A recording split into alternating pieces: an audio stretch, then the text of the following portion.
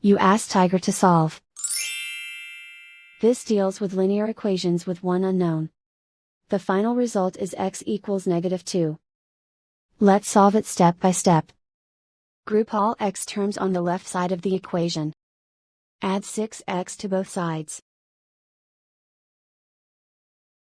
Group like terms.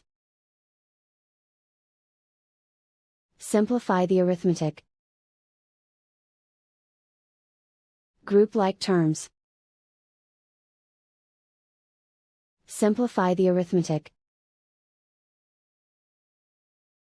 Group all constants on the right side of the equation. Subtract 13 from both sides. Simplify the arithmetic.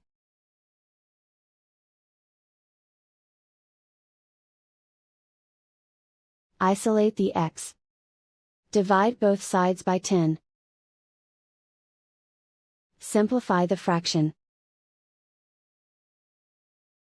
Find the greatest common factor of the numerator and denominator. Factor out and cancel the greatest common factor.